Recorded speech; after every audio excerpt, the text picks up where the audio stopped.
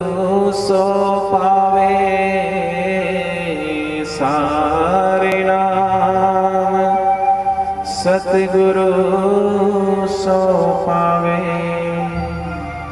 नाम डोर गही लोक सिधावे, नाम डोर गही लोक सिधावे।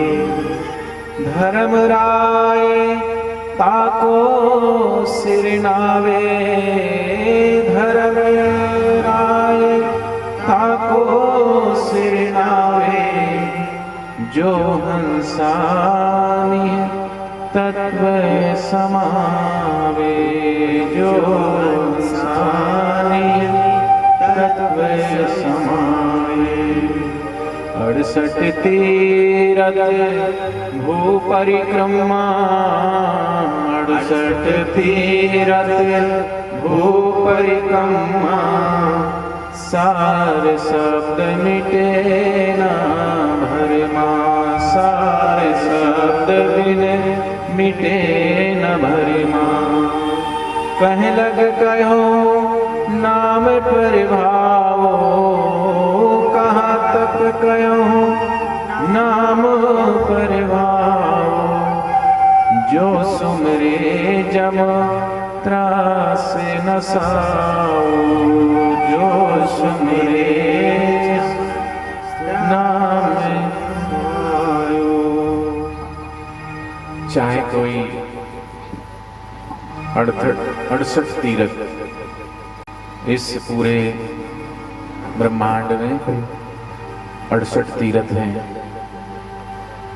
उन 68 तीरथ के नाम भी हैं, लेकिन आप कुछ जो जिनका नाम सुना है, गंगा,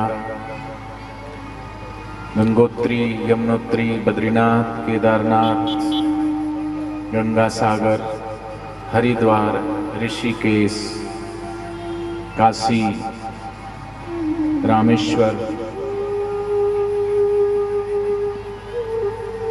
इन सब की कोई परिक्रमा कर ले, स्नान कर ले, चाहे पृथ्वी की परिक्रमा कर पाए, परंतु सार शब्द के ज्ञान जाने बिना भ्रम अज्ञान मिटता नहीं। सदगुरु कहते हैं, कभी न छूटे पिंड दुखों से जिसे ब्रह्म का भान नहीं। सार शब्द क्या है? संसार असार है, लेकिन इसमें सार क्या है? हम संसार की निंदा करते हैं कि संसार में कोई सार नहीं है, संसार में कोई सार नहीं है, इस शरीर में भी कोई सार नहीं है। संसार को बनाने वाला निशार नहीं है। जैसे ब्रह्म सत्य है, ऐसे जगत भी सत्य है। जिसको जगत को जिसने बनाया है, सार परमात्मा है। इस देह में, जैसे देह नश्वर है, लेकिन इसी देह में सार तत्व छुपा हुआ है, लेकिन उसको देखने की दृष्टि चाहिए, देखने का ज्ञान चाहिए। लेकिन हम देखते हैं नासवान दृष्टि से, इन चर्म चक्षुओं से, इसलिए कोई सार तत्व नजर नहीं आता। हमारा देखने का ढंग ही गलत है, हमारा नजरिया ही गलत है, इसलिए हम देखते हैं इन चर्म चक्षुओं से, इंद्रियों से, और इंद्रियों से कभी सार तत्व की प्राप्ति होती नहीं है। इसलिए हम जिस भी सुख के पीछे भागते हैं, हम सोचते हैं अमुक चीज में सुख होगा, दौड़े दौड़े गए, लेकिन वहां जाके देखा तो देखा वो इसमें कोई सार नहीं है। कोई चीज खाने के लिए दौड़े, जब तक नहीं मिली थी तब तक हम सोचते रहे उस चीज में सुख भासरा होगा, सुख होगा, लेकिन वो वस्तु मिली और मिलने के बाद हमें ऐसा लगा वो इसमें भी कोई सार नहीं। ऐसे ही जन्म से लेके मृत्यु पर्यंत तक हम उस तत्व को, उस सुख को पाना तो चाहते हैं जो सार है, लेकिन सार है क्या? हम तो इस जो निशार है, इसी निशार दृष्टि से, वस्तुओं से, व्यक्तियों से, परिस्थितियों से, बाह्य जगत के ही चीजों से हम सुख लेना चाहते हैं, लेकिन इससे सार कभी प्राप्त होता नहीं। सदगुरु कहते हैं उस सार शब्द अर्थात सार तत्व क्या है, सार शब्द क्या है, जिसका कभी नाश नहीं होता। को थोड़ा कम करो भाई, बोलते समय। सार शब्द क्या है, जिसका कभी विनाश नहीं होता, वो सार है। शरीर तो असार ही है, दिन प्रतिदिन असार ही हो रहा है, लेकिन फिर भी इसमें कोई सार तो है। और वो सार क्या है, उसकी प्राप्ति नहीं हुई तो सार जिसका कभी नाश नहीं होता, अक्षर बोलते हैं जिसको, क्षर जिसका नाश हो जाता है, अक्षर जिसका कभी विनाश नहीं होता, उसी अक्षर को नानक जी ने कहा आद सच जुगात सच है भी सच नानक होसे भी सच। वो पहले था, अभी है और बाद में रहेगा, उसका नाम है सार तत्व, सार नाम। और वो सार स्वरूप परमात्मा ही है और इस सृष्टि में वो समाया है। लेकिन हमें सार तत्व को देखने का, सुनने का, नाम का कभी देखने का कभी अवसर ही नहीं मिलता। हम तो अभी जैसी हमारी दृष्टि है वैसी सृष्टि नजर आती है। अपने अपने कीड़ी को अपनी सृष्टि नजर आ रही है, हाथी को अपनी सृष्टि नजर आ रही है। लेकिन जब सदगुरु का ज्ञान, सदगुरु का दिव्य ज्ञान जीवन में आता है, तभी हमें सार तत्व का पता चलता है। अभी तो निशार वस्तुओं के पीछे सोचते हैं कि चलो धन में सुख होगा, धन कमा लें, लेकिन धन कमा के देखा तो बोले कोई सार नहीं है। जितना जितना धन कमाते गए, धन के पीछे भागते गए, लेकिन मृग तृष्णा है। पद के पीछे सोचा पद में सुख होगा, पद के पीछे भागते गए, लेकिन उसमें भी कोई सुख नहीं मिला। चलो तीर्थों में सुख होगा, बाहर की परिक्रमा करते गए, इतनी परिक्रमा हमने वहां की कर ली, इतनी परिक्रमा हमने वृंदावन चले गए, मथुरा चले गए, हरिद्वार चले गए, बद्रीनाथ चले गए, केदारनाथ चले गए। लेकिन जिसने सदगुरु के चरणों में शीश झुकाया वो कहता 68 तीर्थ संतो न चरणे गंगा यमुना, आनंद मंगल करूं आरती हरिगुण संतन सेवा। स्वर्ग मृत्यु पाताल में पूर्ण तीन सुख नाही, सुख साहिब के भजन में अरु संतन की माही। सच्चा सुख संतों के चरणों में है, सच्चा सुख भगवान के भजन में है। लेकिन भगवान का भजन किसको मानते हैं? मंदिर चले गए, ठाकुर जी की पूजा कर ली, 2 लोटा 1 लोटा जल चढ़ा दिया, पुष्प चढ़ा दिए, नारियल चढ़ा दिया, मिठाई चढ़ा दी, भोग लगा दिए, बोले वाह हमने परिक्रमा कर ली, हमने पूजा कर लिया। क्रिया कांड को ही, कर्म को ही उपासना समझने लगते हैं, लेकिन कर्म उपासना से कभी वासना मिटती नहीं। वास्तव में परमात्मा की उपासना, ध्यान उपासना करने से ही वासना जाती है। नहीं तो इस कर्म उपासना करने से 50 वर्षों तक मंदिर में जाते रहें, घंटी बजाते रहें, तीर्थों में भ्रमण करते रहें, फिर भी वो अज्ञान दूर नहीं होता। जो अज्ञान घड़ी 2 घड़ी सच्चे ब्रह्म ज्ञान का सत्संग सदगुरु के चरणों में बैठकर हम श्रवण करते हैं।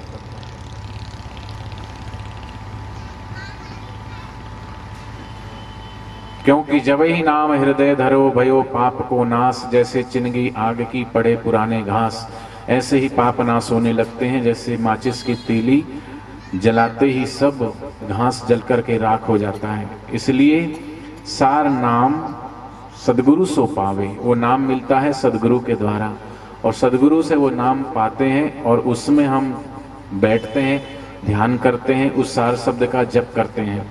लेकिन वो जप जो मुख से जपा जाता है वो सार नहीं है, क्योंकि मुख से कभी सार तत्व निकल नहीं सकता।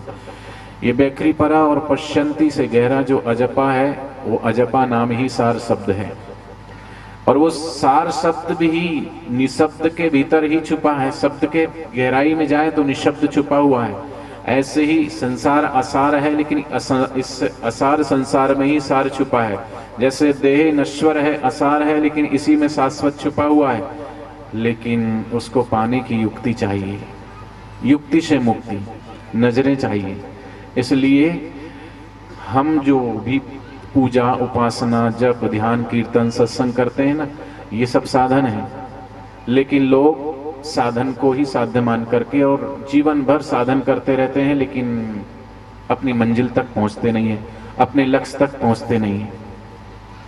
लक्ष्य है इस मनुष्य जीवन का क्या? बोले लक्ष्य है धन कमाना, लक्ष्य है कैरियर बनाना, अपना कैरियर बनाओ, जॉब करो। सब अपने अपने लक्ष्य की ओर भागे जा रहे हैं। बोले अपने लक्ष्य की ओर ध्यान रखो, हमें अपना लक्ष्य याद होना चाहिए। लेकिन सर्वोपरि लक्ष्य क्या है? परम लक्ष्य क्या है? धन कमा लेना लक्ष्य है, शादी कर लेना लक्ष्य है, बच्चे पैदा हो गए, बच्चों को पढ़ा लिखा करके बड़ा कर दिया, जॉब लग गई, वो लक्ष्य है। परम लक्ष्य क्या है? ये तो ऐहिक लक्ष्य है, ये तो संसारिक लक्ष्य है, लेकिन ये लक्ष्य तो यहीं छूट जाएगा। परम लक्ष्य क्या है? इस लक्ष्य के लिए तो सभी दौड़े जा रहे हैं, भागे जा रहे हैं, सुबह से शाम तक किसी को फुर्सत ही नहीं है। जब तलक है जिंदगी कभी फुर्सत ना होगी काम से, कुछ समय ऐसा भी हो जब प्रेम हो भगवान से। लेकिन वो घड़ी आएगी तभी तो प्रेम प्रकट होगा। अभी तो सुबह सुबह भगवान के मंदिर में भी बैठते हैं जप और ध्यान करने के लिए, तो सार तत्व सुनाई नहीं पड़ता, सार ज्ञान सुनाई नहीं पड़ता, असार के पीछे ही भागते हैं, असार वस्तु ही नजर आती है। माला तो कर में फिरे, जीव फिरे मुख माही, मनवा तो चहुदिस फिरे, ये तो सुमरन नाही। भोजन भी बना रहे हैं, बच्चों के लिए नाश्ता बना रहे, स्कूल जाना है, पति को ऑफिस जाना है, फिर पूजा भी कर रहे हैं, तो जल्दी जल्दी एक औपचारिक मात्र उपासना हो गई है। लेकिन भगवान का भजन औपचारिक मात्र नहीं है। औपचारिक क्रियाकर्म से आपको पुण्य मिल सकता है और पुण्य से आपको भोग पदार्थ मिल सकते हैं, लेकिन वो भोग पदार्थ तो नश्वर देह को सुख पहुंचा करके यहीं मिट जाएंगे। लेकिन शाश्वत जो सार शब्द है, जिसकी बात भगवान श्री कृष्ण कहते हैं, जिसकी बात नानक जी, बुद्ध, कबीर और महावीर कहते हैं, वो सार शब्द तभी हमें समझ में आएगा जब हम उसका अभ्यास करेंगे सदगुरु से। सार नाम तो ले लिया, लेकिन उसको बाहर बाहर ही जपते रहे, भीतर कभी गोता लगाया नहीं। तो सार नाम सतगुरु सो पावे, नाम डोर गई लोक सिधावे। सभी नामों में अदिति अद्भुत सतपुरुष का नाम सार है। सार शब्द क्या है? सतगुरु का नाम, अजपा सोहम, जो हम सबके भीतर जन्म जात जप हो रहा है। और उसको कभी हम माला से जपेंगे तभी नहीं, माला श्वासोश्वास की भगत जगत के बीच, जो फेरे सो गुरुमुखी, ना फेरे सो नीच। नीच कौन है? संत कहते हैं कि बस खाओ पियो और ऐश करो की जिंदगी ही जो जीना चाहते हैं, शरीर को ही सजा धजा करके, शरीर को ही पालन पोषण करके, खिलाओ पिलाओ मौज मस्ती करो, देह को ही सजाओ, अच्छे अच्छे कपड़े पहनाओ, इधर उधर घूमो, अच्छे अच्छे पकवान खाओ, दुनियादारी के रिश्ते नातों को निभाओ, यही सार है। बोले नहीं, ये तो आसार है। लेकिन वास्तव में संत कहते हैं कि भीतर जन्मजात जो भगवान का नाम है जप रहा ना, वो जो जपता वही गुरुमुख है। बाकी जो संसार को मैं और मेरा मानकर जीते हैं, वो सब चमार हैं, नीच हैं। नीच अर्थात निम्न गति की यात्रा है, इसलिए उच्च लोक की प्राप्ति करना है तो सार शब्द। इसमें सार क्या है? भगवान का नाम।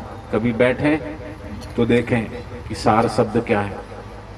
अभी हम सुन रहे हैं तो सुनते सुनते हम थोड़ा समय जाने अनजाने उस सार में पहुंच जाएं। कीर्तन करते करते थोड़े समय हम उस सार शब्द में पहुंच जाएं, जपते जपते हम उस सार शब्द में पहुंच जाएं। घर में छत पे जाना है तो एक एक कदम सीढ़ी पे चढ़ते ही पहुंच जाते हैं, छत पे सीढ़ी छूट जाती है। तो सीढ़ी मात्र साधन है छत तक जाने के लिए, लेकिन सीढ़ी पे ही खड़े रहें, चढ़ते रहें, उतरते रहें तो कभी भी जीवन में छत तक पहुंच ही नहीं पाएंगे। जैसे कार, साइकिल, मोटर, बस, ट्रेन, हवाई जहाज, इन सब में हम यात्रा करते हैं, इसलिए करते हैं कि हम जहां जाना है वहां पहुंच जाते हैं तो ये साधन को छोड़ देते हैं।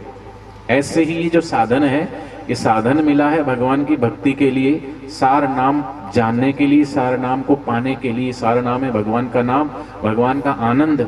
वो आनंद को पाने के लिए ही हमें जीवन मिला है। लेकिन इस देह के साधन को हमने कहीं और ही लगा दिया, उसी में घूम रहे हैं। कमाना जीवन के लिए जरूरी है, लेकिन उससे भी जरूरी है, लोग आज कमाने के लिए तो जाते हैं, दुकान में बैठते हैं, धंधा खूब अच्छा चल रहा, बोले 1 मिनट की भी फुर्सत नहीं, बड़ी मेहर है, भगवान की कृपा है। पीछे बैठा दो किसी को, कोई नहीं आएगा आगे। बोले फुर्सत ही नहीं मिलती। अरे यहाँ तक भी फुर्सत नहीं मिलती कि खाने को भी टाइम नहीं है। लोगों को खाने के लिए भी टाइम नहीं है। कमा रहे हो खाने के लिए, लेकिन खाने के लिए भी टाइम नहीं है। तो ऐसा कमाना किस काम का? आज सुबह से शाम तक सब भागे जा रहे हैं, दौड़े जा रहे हैं, फिर भी शांति नहीं है। बच्चा भी भाग रहा है, जवान भी भाग रहा है, बूढ़े भी भाग रहे हैं, सब दौड़ रहे हैं चारों तरफ। मैं कहता हूँ एक पागल ने दूसरे पागल से पूछा, सुबह उठते ही सब लोग क्यों दौड़ना शुरू कर देते हैं, भागते हैं? सब भाग रहे हैं चारों तरफ, कोई पूरब में, कोई पश्चिम में, कोई उत्तर में, कोई दक्षिण में, कोई पैदल, कोई कार से, कोई साइकिल से, कोई स्कूटर से, कोई किसी चीज से दौड़े जा रहे हैं, भागे जा रहे हैं। क्यों? अरे बोले पागल, सब अगर एक ही तरफ भागेंगे तो ये धरती झुक जाएगी, इसलिए बैलेंस बनाने के लिए भाग रहे हैं। सब भाग रहे हैं जीवन की गाड़ी बैलेंस में आ जाए, बच्चा पढ़ लिख करके जॉब में लग जाए तो गाड़ी बढ़िया हो जाएगा, शादी हो जाए तो बढ़िया हो जाएगी, लेकिन ये जीवन की खटपट कभी मिटती नहीं है, जीवन पर्यंत ये खटपट रहेगी। अगर खटपट मिटाना है तो कबीरदास जी ने कहा, चलती चक्की देख के दिया कबीरा रोए, दो पाटन के बीच में साबुत बचा न कोई। ये दो पाट क्या है? सुख और दुख, मान और अपमान, जीवन और मरण, लाभ और हानि, यश और अपयश। क्या हो जाएगा? ये हो जाएगा। इन्हीं द्वंद्वों में आदमी जीते जीते, जीता क्या है? पल पल क्षण क्षण मरता है और एक दिन मर ही जाता है, लेकिन वास्तविक सार, नाम और वास्तविक सुख उसको प्राप्त नहीं होता। तो संतों ने कहा अगर वास्तविक सुख चाहिए तो ये खटपट चलने दो, चक्की चलती है तो चलन दे, तू काहे को रोए, लगा रहे जो एक कील से। जैसे वो पहले आटा पीसते थे ना, तो दो पार्ट होते हैं और उसमें गेहूं, बाजरा, ज्वार, चना जो भी डालते हैं पीसते रहते हैं, तो कुछ दाने जो कील होती है उसमें छूट जाते हैं, रह जाते हैं, तो वो बच जाते हैं, बाकी सब पिस जाते हैं। ऐसे ही संतों ने कहा जो भगवान के नाम का आधार ले लेता है, भगवान के नाम का जो आधार लेकर के अपने जीवन यापन करता है, तो सुख में, दुख में, मान में, अपमान में, जीवन की सभी परिस्थितियों में रहते हुए भी एक नाम से जुड़ जाता, तो उसका बाल बाका नहीं होता। और फिर उस सार नाम की डोर पकड़कर संत साधक सत्यलोक जाता है। उस सार नाम का ध्यान साधना करने से जो सदगुरु का पंच तत्वों से परम तत्व में समा जाते हैं, और उसके आगे मृत्यु के देवता धर्मराज भी सिर झुकाते हैं। धर्मराज कब सिर झुकाएंगे? जब हम उस वास्तविक तत्व को, वास्तविक नाम को पालेंगे। नहीं तो धर्मराज नहीं आएंगे, फिर यमलोक के यमदूत आएंगे और यमदूत ले जाएंगे। फिर तो यमदूत ना पकड़े हमें, तो उसके लिए सार नाम है भगवान का नाम, उस नाम का जप, उस नाम का सुमरन करें। इसलिए सत्संग है, इसलिए कीर्तन है। तो ये कीर्तन, ये सत्संग सब साधन है। जितनी देर आप आए बैठे तो निश्चिंत होके बैठे थोड़ी देर, तो आपको यहीं पे उस सार जो नाम है, सार शब्द है, शाश्वत आनंद है, वो अभी इसी नश्वर देह में भी शाश्वत के गीत अभी अभी यहीं जो गूंजायमान हो रहा है, उसकी ध्वनि हमें सुनाई पड़ने लगेगी। और वो बाहर के सब कानों से सुनाई नहीं पड़ेगा, सुनते सुनते अनसुने में चले जाएंगे तब। लेकिन बैठते भी भगवान के भजन के लिए तो चित्त इतना चंचल है, देखते रहते हैं अब कौन आया, अब कौन आ रहा है, अब कौन जा रहा है। छोड़ो इस जंजाल को। थोड़ी देर तो आप आंखें बंद करके और भूमध्य में जहाँ तीसरा नेत्र है वहाँ ध्यान करके थोड़ी देर, और कीर्तन की धारा प्रवाह में जुड़ करके थोड़ी देर उस सत्य को, उस नाम को, उस कृपा को भगवान की जो बह रही है उसको झेलें, तो अभी अभी यहीं आपको आनंद की प्राप्ति होने लगेगी। वो आनंद जो सब जगह है, सर्वत्र है, जिसकी बात नानक जी कहते हैं, जिसकी बात कृष्ण जी कहते हैं। क्योंकि हमारा स्वभाव आनंद स्वरूप है, और जो जिसका स्वभाव है उसकी ओर वो भागता है। हमारा स्वभाव काम नहीं, हमारा स्वभाव क्रोध नहीं, हमारा स्वभाव लोभ नहीं, हमारा स्वभाव अहंकार नहीं, हमारा स्वभाव आनंद है।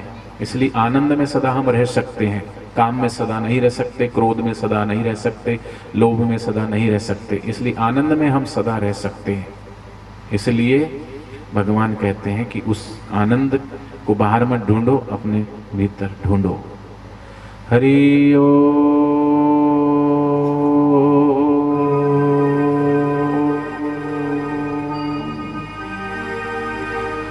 हरि ओम।